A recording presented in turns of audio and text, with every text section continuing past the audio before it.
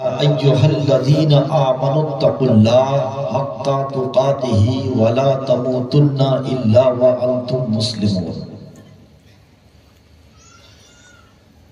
কোরআনকে বুঝতে হবে, কোরআনকে শিখতে হবে, কোরআনকে জানতে হবে, কোরআনকে বুঝতে হবে।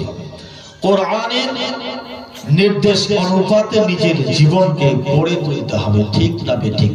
মহব্বতে বলুন ঠিক তো? আর কোরআনের রুলস অনুপাতে, কোরআনের নিয়ম অনুপাতে আমরা যদি আমাদের সংসার জীবন যাপন করি, আমরা যদি ব্যবসাকে কোরআনের আইন অনুপাতে করি, আমরা চাকরি যদি কোরআনের আইন অনুপাতে করি, আমরা ব্যবসা যদি কোরআনের আইন নিয়ম মাফিক করি, আমরা কোরআনে কি নেই বলুন? কোরআনে তো সবকিছু আছে। আর এই কোরআনে কি কি আছে?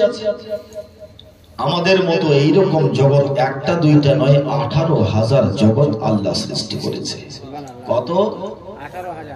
18,000। আমি বোঝার জন্য আস্তে আস্তে কিছু কথা বলছি, যাতে করে আপনারা আপনাদের মেমোরিতে সেভ হয়ে যায়, ব্রেইনে সেভ হয়ে যায়, আর ডিলিট না হয়। বুঝতে পেরেছেন? এই যে অ্যান্ড্রয়েড সেট আছে না, এগুলোতে অনেক সময় কম র্যাম যদি থাকে, আজকাল সবাই বুঝে এই বিষয়গুলো, তাহলে হ্যাং হয়ে যায়, ভাইরাস এসে মোবাইলটা কাজ করে। তো ব্রেইনে আমাদের ব্রেইন অনেক সময় হ্যাং হয়ে যায়। কেন জানেন? ফাতেমা সুবহানাল্লাহ, ইনশাআল্লাহ শেষের বেলায় দোয়া করব। ব্রেইনটা হ্যাং কেন হয়? যেহেতু আমরা কোরআন বুঝি না, আমরা কোরআনকে পড়তেও জানি না। আর যদি কেউ পড়তে জানি, তো কোরআন কি বলছে তা বুঝতে পারি না। আচ্ছা, অন্তত নামাজ তো প্রায় মানুষই পড়ে। 5 ওয়াক্ত না পড়লে জুম্মার দিনে তো পড়ি নাকি? আর জুম্মার দিনে না পড়লে বছরে 2টা তো আছে নাকি? ও রোজাও না যদি রাখে, দেখবেন ঈদের দিনে ঈদের আগের দিনে একেবারে ছেলেবেলেকে নিয়ে বাজার যাবে, পুরো মনে হয় ও 14 খানদান রোজাদার আগে আগে বাজার ঘাট করে বাবা আমার এসে, আর সন্ধ্যাবেলায় মৌলানার কাছে আগে দৌড় দিয়ে যাবে, হুজুর চাঁদ দেখা গেছে কিনা। বলে কেন? আপনার চাঁদের কি দরকার? বলে কালকে ঈদ, আপনি জানেন না? কেমন মৌলানা আপনি? বলে আপনি কয়টা রোজা রেখেছেন? বলে একটা। রোজা রাখি চাহে না রাখি, ঈদের নামাজ তো পড়বো। রোজাটা ফরজ না সুন্নাত বাবা? কি বলেন? ফরজ। আর ঈদের নামাজটা ওয়াজিব। তো আগে ফরজ, তারপরে ওয়াজিব। তো ফরজ নাই, আগে ওয়াজিব, হবে কবুল? ফরজ যদি কাজা থাকে, তো নফল ইবাদত কবুল হবে? জিজ্ঞাসা করুন আলিমকে, মুফতিকে, হবে? এইবার ঈদের নামাজের জন্য আগে ওর এই চিন্তাধারা, অথচ বুঝে দেখা গেল একটাও রোজা রাখে।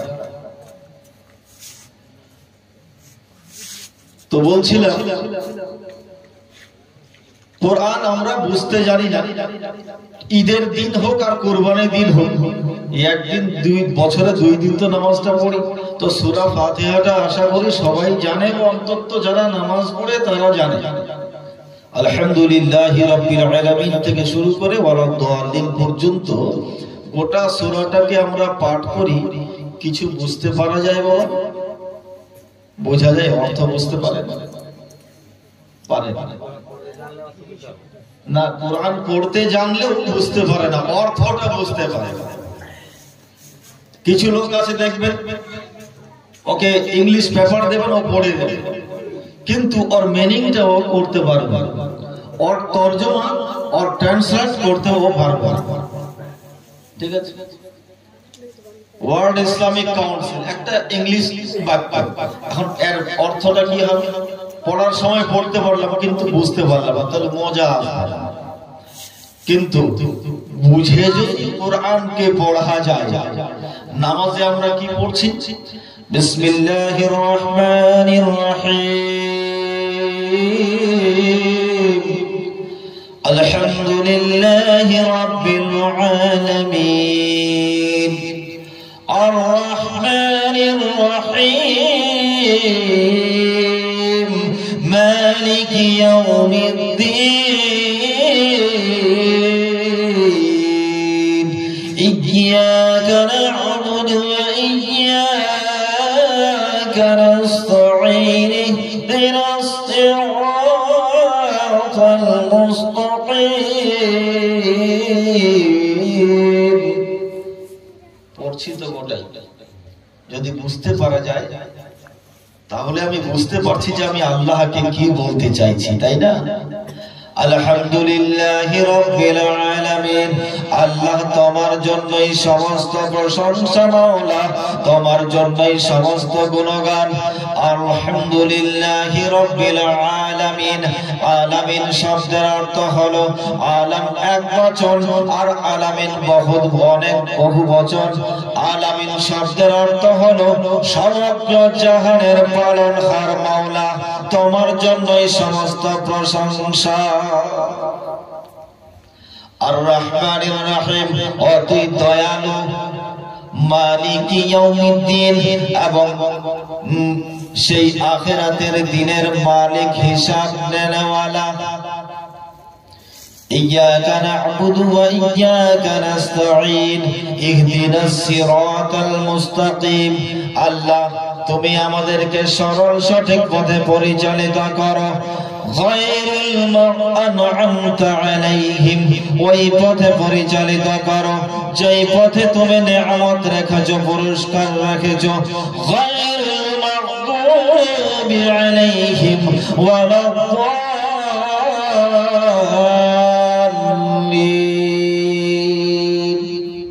আল্লাহ ওই পথে পরিচালিত করিও না, ওই পথে আমাকে চালাইও না যেই পথে তুমি গজব রেখেছো, যেই পথে তুমি তোমার লানত রেখেছো। আল্লাহ তুমি আমাকে ওই পথে চালাইও না, ওই পথে পরিচালিত করো প্রভু যে পথে তোমার নেক বান্দারা চলেছে, যে পথে আল্লাহ তুমি জান্নাত পর্যন্ত পৌঁছেছো। আল্লাহ গো মাওলা গো মাবুদ গো মাসুদ গো, আমি জানি না কোনটা পথ জান্নাতে গেছে। আল্লাহ তোমার এই দুনিয়াতে বহু রকম রাস্তা আছে। আল্লাহ তুমি তো বলেছো একটা পথ গেছে জাহান্নামে আর একটা গেছে জান্নাতে। আল্লাহ তুমি বলো, তুমি নির্দেশনা দিয়ে দাও কোনটা রাস্তায় আমায় জান্নাতে নিয়ে যাবে। আল্লাহ আমি পথ চিনি না। পথ কি চিনি আমরা? বাবা আমার,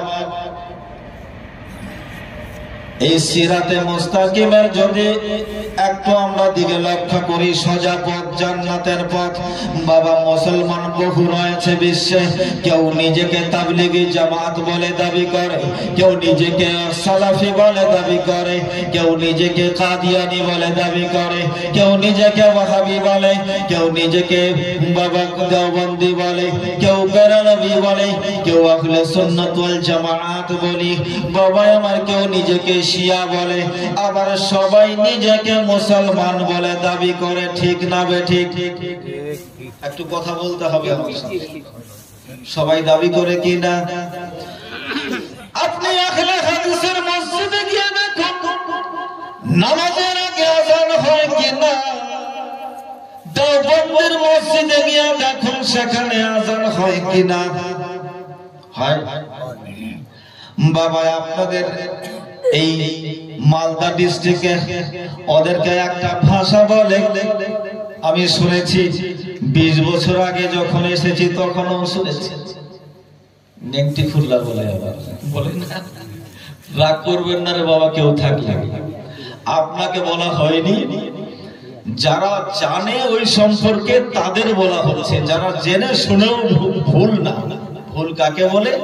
অজান্তে যারা করে সেটাকে মিস্টেক বলা হয়, ভুল বলা হয়, ত্রুটি বলা হয়। আর যারা জেনে বুঝে করে তাদেরকে কি বলা হয়? তারা হচ্ছে আবু জেহেলের বাপ।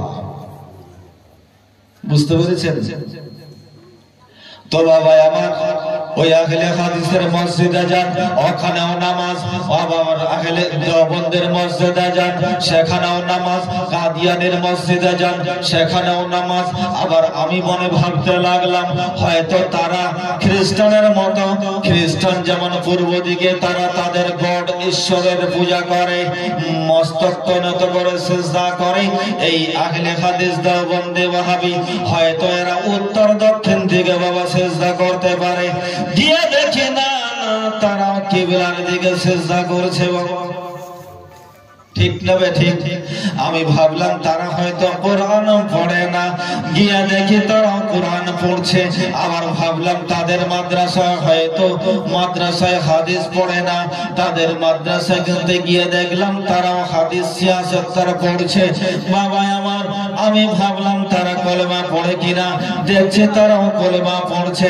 বাবা আমার, আমাদের যেমন সুন্নিদের আলিমদের মুখে দাড়ি, ওদের আলিমদের মুখে দাড়ি, আমাদের যেমন জুব্বাল খেল্লা তাদেরও জুব্বাল খেল্লা, আমাদের যেমন যেমন আমাদের সিরাত সুরাত সুন্নিদের ওয়াহাবি দেওবন্দি সালাফিদেরও তেমনি, তারাও টুপি দেয়, দাড়ি দেয়, নামাজ পড়ে, কোরআন পড়ে, তারাও হাদিস পড়ে, তারাও আযান দেয়, তারাও এই কোরআনকে পড়ে। বাবা আমার, এইখানেই তো সমস্ত সাধারণ মানুষ বিভ্রান্ত হয়েছে। ঠিক কিনা জোরে বলুন। তাহলে চিনবেন কি করে কোনটা পথ সঠিক? চিনার উপায়টা কি?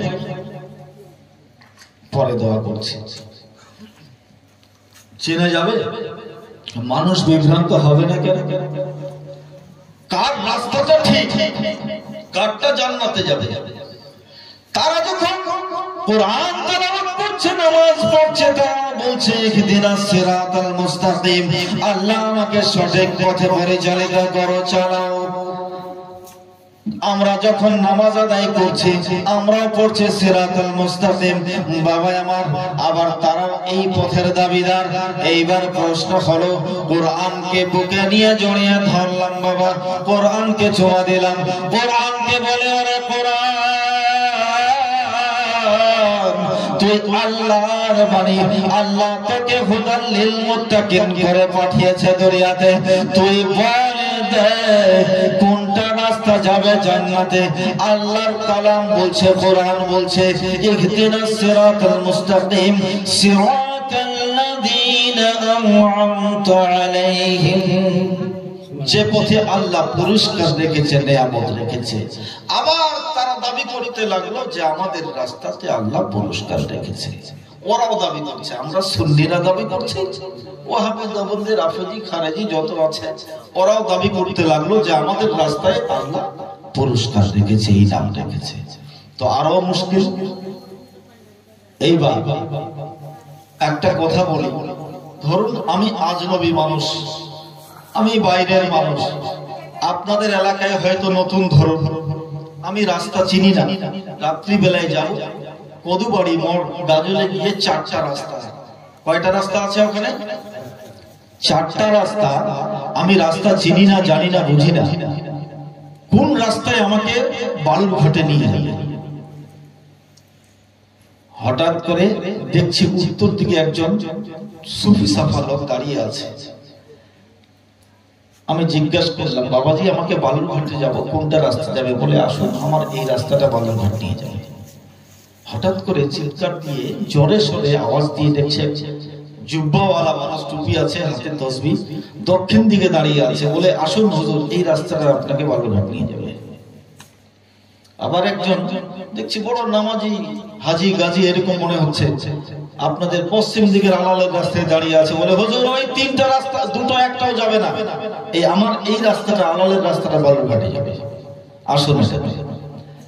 আবার একজন হঠাৎ করে অপর দিক থেকে, মানে ওই গাজলের রাস্তার দিকে একজন দাঁড়িয়ে আছে, বড় মাওলানা মুফতি মনে হয়, আর খালি টপ টপ করে ঠোঁট হেলাতে আছে আর তাসবিহ পড়তে আছে। বলে হুজুর ওই 3টার মধ্যে একটাও যাবে না, আর আমার এই রাস্তায় আপনাকে বালুরঘাটে নিয়ে যাবে। বলুন সমস্যা হবে কিনা? আমি তো নতুন মানুষ, আমি তো জানি না, বুঝি না কোনটা রাস্তা আমাকে বালুরঘাটে নিয়ে যাবে। আর চারজন দাড়িওয়ালা টুপিওয়ালা সুফি সাফা মানুষ, কাকে বিশ্বাস করব আর কাকে অবিশ্বাস করব? ঠিক না বেঠিক? কাউকে বিশ্বাসও করতে পারি না, আবার কাউকে অবিশ্বাসও করতে পারি না। কোনটা রাস্তায় আমাকে আমার গন্তব্যস্থলে পৌঁছাবে? আমি বিভ্রান্ত হয়ে গেলাম। কিছুক্ষণের জন্য ব্রেনটাকে স্থির করার জন্য মুখে একটা পান লাগিয়ে চিন্তা করতে লাগলাম, আসলে আমার রাস্তা কোনটা যেটা আমাকে নিয়ে যাবে ভালো। হঠাৎ করে আমার ব্রেন, আমার মস্তিষ্কে একটা সাড়া পড়ল, বলল, ও মুজাহিদ, ঘাবড়াবার প্রয়োজন নাই। এই পশ্চিমবঙ্গ সরকার যেখানে 3টা বা 4টা রাস্তা আছে, সেই 3টা 4টা রাস্তা যেখানে বেরিয়েছে সেখানে ট্রাফিক পুলিশকে নিয়ন্ত্রণ করবার জন্য নিযুক্ত করে রাখাছে। তুমি অন্য কোন মানুষকে জিজ্ঞাসা করতে যাও না। তুমি যদি ওই পশ্চিম দিকের রাস্তায় যাও, কিছু দূর যাওয়ার পরে অরুণ জঙ্গল পাবে, তোমার কাছে যা আছে সব লুট করে তোমাকে প্রাণে হত্যা করবে। তুমি উত্তরের রাস্তায় যাও না, ওই রাস্তাটা চলে যাবে আসাম হয়ে, নাগাল্যান্ড হয়ে, চীনের বর্ডারে। তুমি এই মালদার রাস্তায় যাও না, এই রাস্তায় গিয়ে ফারাক্কা নদী পাবে, সেখানে নিয়ে গিয়ে তোমাকে কতল করবে, খুন করবে, রাহাজানি করবে। তুমি ওই সব রাস্তায় যাও না, তুমি কাউকে জিজ্ঞাসা করতে যাও না।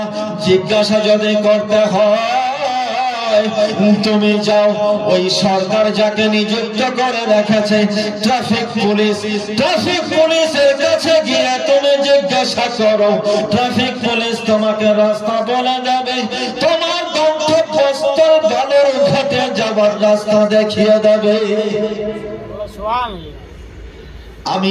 আমি আবার বিবেককে প্রশ্ন করলাম, ট্রাফিক পুলিশ কিরকম হবে?